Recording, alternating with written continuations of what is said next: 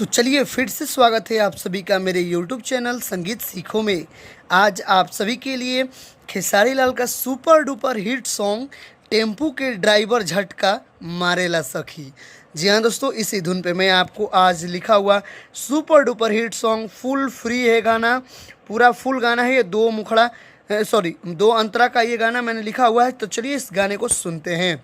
गाना का धुन है कि टेम्पो के ड्राइवर हो झटका मारेला सखी भातार मोर।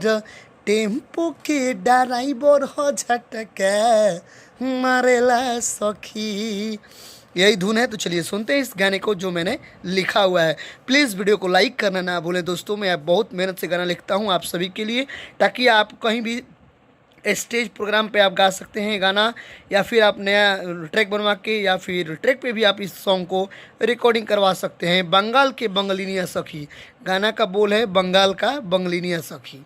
चलिए सुनते हैं इस गाने को। सेजिया हमरो उदास रहताटे, पियावा सवतिया के पास रहताटे। सेजिया हमरो उदास रहताटे, पियावा सवतिया के पास रहताटे।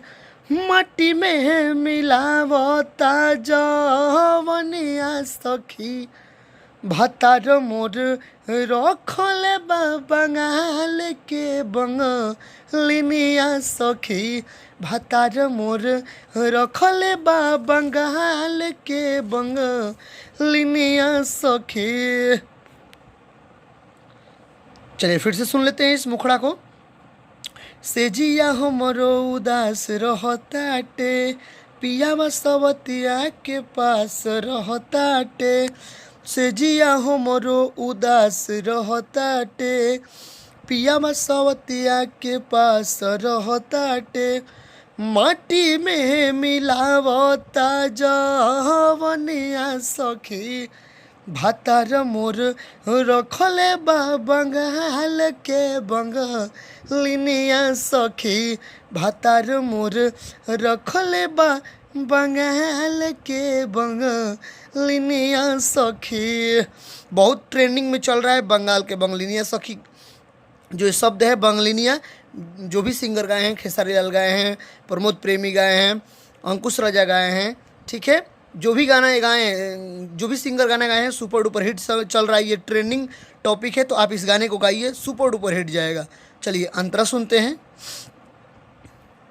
रहन ये कर नाही सोहाला, बानी बहुत परेशान हो। बहरा में जाके संग ही रहेला, ओकरे में बसे परान हो, ओकरे में बसे परान हो। रहन ये कर नाही सोहाला, बानी बहुत परेशान हो। बहरा में जाके संग ही रहेला, बानी ओकरे में बसे परान हो।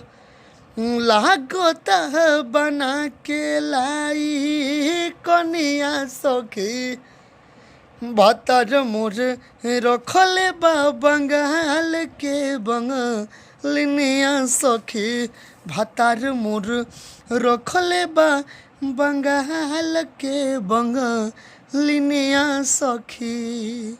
पहला अंतरा हो गया। चलिए दूसरा अंतरा सुनते हैं। सुपर डुपर हिट सॉन्ग है, जो भी आपके मार्केट में राइटर दिखते हैं, ये जख्मी जितेंद्र जी का लिखा हुआ है सॉन्ग है, बहुत ही सुपर डुपर हिट है। आप इस गाने को गाएं और आप मार्केट में नाम रोशन करें। चलिए सुनते हैं दूसरा अंतरा। सौवक सिंगार मोर सहिता वाला, रखी देला जीव छाछनाई के। कुफुत भजादा हो गईनी आधा, जखमी जितेंद्र के पाई के, जखमी जितेंद्र के पाई के। सौवक सिंगार मोर सहिता वाला, रखी देला जीव छाछनाई के। कुफुत बजादा हो गईनी आधा, जखमी जितेंद्र के पाई के।